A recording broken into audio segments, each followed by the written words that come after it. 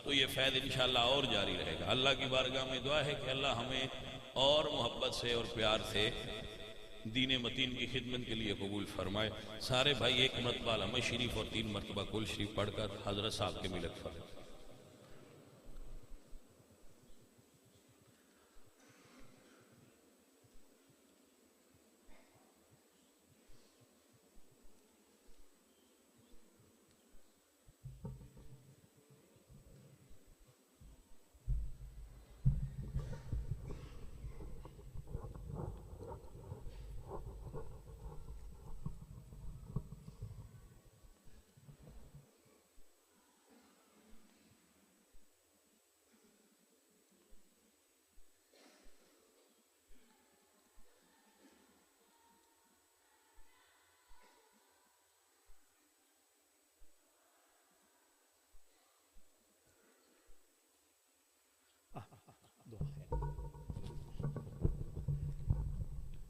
اللهم صل على سيدنا محمد وعلى آل سيدنا محمد صلاة تنجينا بها من جميع الأحوال والآفات وتقدر جميع الحاجات وتطهرنا بها من السيئات ترفعنا بأعلى الدرجات تبلغنا بأقصى الغايات من جميع الخيرات في الحياة وبعد الممات ربنا آتنا في الدنيا حسنة وفي الآخرة حسنة وقنا عذاب النار باقی سوئے شہید کربلا وروے گلگونش گراز کر دی مشکل کشاب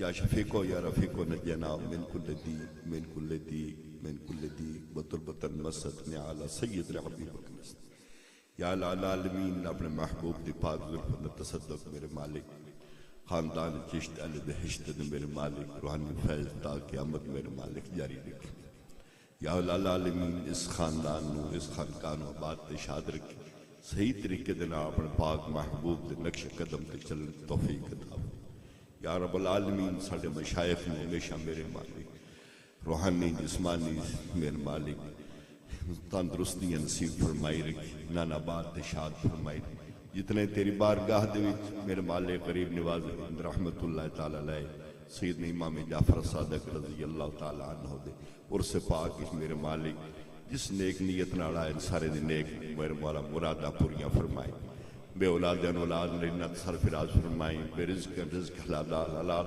فرمائیں میرے مالک دین دنیا دی میرے مالک زمینی آسمانی یافتت محفوظ رکھی میرے پیر دا بانوی ہمیشہ آباد تے شاد فرمائی رکھی ساڑھے دلن ہمیشہ تا قیامت میرے مالک انہاں دا فیض ساڑھے دلن گرمائندہ رہے ہمیشہ دلا بچتا بجاہ طه و یاسین و رحمت للعالمین و شفیع المذنبین محمد و علی و صحابہ اجمعین برحمت